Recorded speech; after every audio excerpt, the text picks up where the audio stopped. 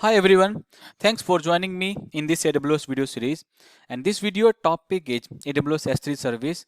We will talk about what is S3 service and different storage classes with S3, and we will do a quick demo of hosting a static website with AWS S3 service. Okay, what is S3 service? S3 service is basically object storage service from AWS in AWS Cloud, where we can store objects like files, videos, photos, backup, archive, and different objects and different use cases. S3 service has something called bucket where we can store our objects, our files, videos. The interface looks like a file system when you have a bucket and files inside. However, it is not a file system, strictly a key-based object store. When you store your data, you assign a unique object key. So basically, it's object storage service in the AWS cloud. Why you will subscribe to S3 service? Let's talk about why you will go for S3 service. When you already have your enterprise storage, what is the reason you will subscribe to S3 service? One of the key difference is AWS S3 service provides unlimited storage. So now if your enterprise storage if needs to grow, if as your business grow, you will provision more hardware for storage. Yes, let's say you want to retain your backup and archiving for longer period, then you will provision and install more hardware to support this requirement. However, if we compare this requirement with S3. S3 is unlimited storage system and we pay as we go. So it's long-term retention of storage. And we have different storage classes with S3 service where we can choose based on our use case. One single object maximum we can store 5 terabyte. However, there is no limit how much data we can store into S3 service. We will see different storage classes in next slide, which we can use to optimize cost for S3 service. Okay, another key benefits of using AWS S3 service is durability and availability. AWS S3 service provides 11/9 durability. Your data is stored in multiple availability zones. One availability zones you can think of one separate facility. If one facility is down, your data is still available in different facility. And data is highly available, 4/9 availability from AWS. And S3 provides very high performance, and we can also integrate AWS S3 service with AWS service like transfer acceleration, CloudFront, and Elastic Cache services. Okay, for security, AWS as S3 service we can enable S3 encryption, bucket level encryption, where the data in the bucket will be encrypted. We can use AWS KMS service and also bring our own keys to encrypt the data. And we can also use AWS IAM to control access control to S3, who can really access to bucket, and also bucket policy in S3 ACL. We have a separate video on S3 access control and AWS IAM. You can watch that video to get basic understanding on S3 access control and AWS IAM. There are different use cases with S3. Now, the common use cases will be that your enterprise backup and archiving data you can store into S3, and you can also host a static website, and you can also perform big data analytic with S3 data. You have data stored in S3 and you can perform big data analytic like using different AWS services, SQS services, SNS services for notification and different workflows. Okay, with S3 we have different storage classes like standard class. We start from standard class. This class is used for frequently accessed data. When your application or dynamic website need frequent access to S3 storage, then we choose standard service. Next is infrequent access and intelligent tiering. Infrequent access is when my application does not need access that frequently. Then I can choose infrequent access. Use case can be used for my backup, archiving, and for DR purpose. Intelligent tiering is next class. It further optimize cost by moving data from frequent to infrequent class. So automatically moves data by monitoring the data for certain period and it moves to infrequent class when the data is not accessed for certain period. We have a separate video for discuss about the cost of these classes. Then you can watch that video on our channel to get the basic understanding of the storage classes. Okay, next is S3IA one zone. This is similar to infrequent access, but the difference is that in this class your data is only available in one availability zone. So this is further cost effective storage than infrequent access. So based on your use case we can also select this class.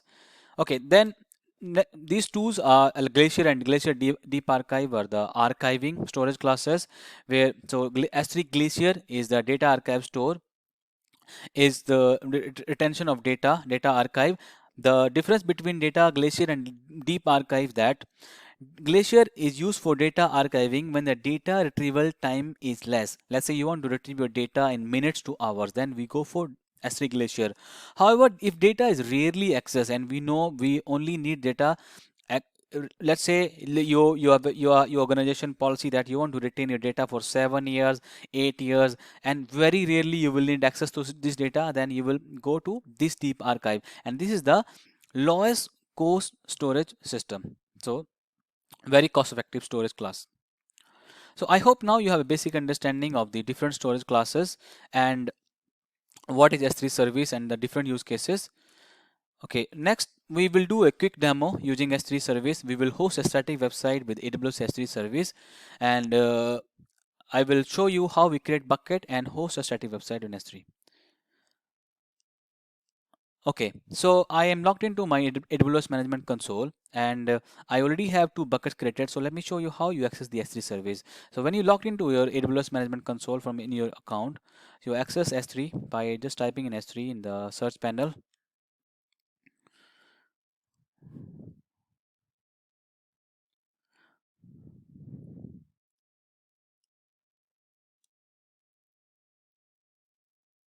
Okay, so I'm now I have the access to my S3 console.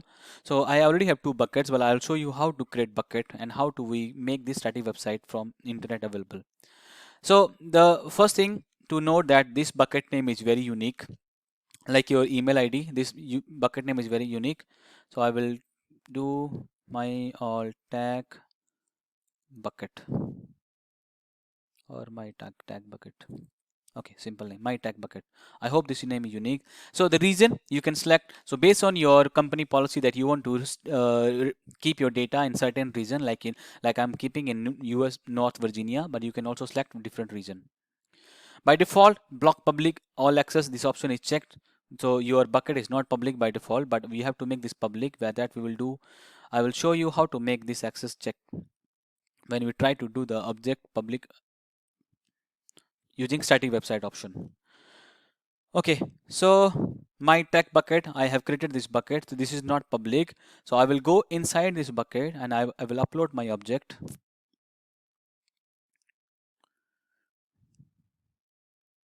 Okay, I have this HTML file, test HTML file. Okay, I will upload this. Okay, by default, the root account has the read-write access. Okay, so these are the storage classes which we talked about, standard, intelligent tiering, standard IA. So you can choose your storage class based on your need, based on your use case. Okay, so encryption, by default, the encryption is not checked. However, you can check using AWS S3 master key and AWS KMS master key. We have a separate video on talking about the AWS encryption and the AWS KMS. So for now, I will keep this bucket is unencrypted, not encrypted. So I will upload this file.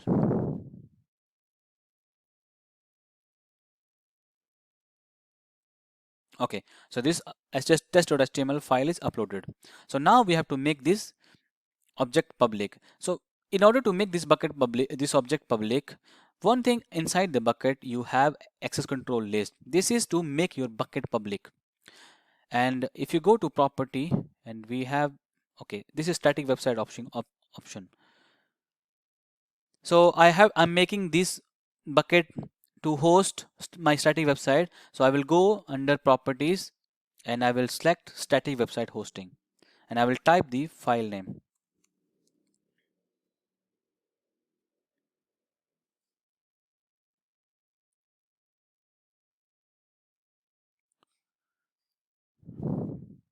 Okay, bucket hosting. So in order to make this now bucket accessible, this website accessible from internet, I need to make this bucket object publicly available. So in order to do that, I will go inside the object. So there is access list inside the bucket and there is access list inside the object. So now I'm inside the object and I'm making this object public. So public access, I will say everyone, read object. So by default, access is denied for me because I cannot make this object public and I will show you the reason for that. So when you go inside the bucket, we have something called block public access. This by default, this option is checked. Basically, this option is restricting you making your object public accidentally. So in order to make this bucket public, you have to uncheck this option, block all public access. So these are all four options that bucket and object granted through new ACL, any ACL, and new bucket policy and any bucket policy. So we will save this. Basically, this is the additional protection to in order to save your bucket by accidentally somebody can make your bucket object public. So in order to avoid that, this option is to. So now I will go inside the object and I should be able to make this object public. Okay, so if I click on everyone, read object and save. So now this read object is yes, I'm giving only read only access. So in order to access the URL,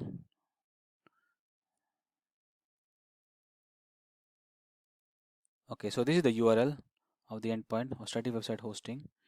When I access it from internet, okay, I have internet access. Okay, so my test HTML page is now accessible from internet. So this is the one of the use case, and also for other use cases for S3 you can use your for data backup and archiving. Just take note that one single object can be maximum of 5 terabyte, but there's no limit how much data you can store. And in order to control access to your bucket, you have bucket level permission inside the bucket permission, your ACL and bucket policy. And for specific object, let's say you have multiple object and you want to control permission for specific object, then you go inside the object, then select the ACL to control the access. Okay, I hope now you have a high level understanding of what is S3 and different storage classes, and one of the common use case is hosting static website, which we have done the demo. We will have another videos on S3 like S3 versioning, transfer acceleration, integration with CloudFront for to increase performance. I hope you like this video and look forward to see you next video. Thanks for watching.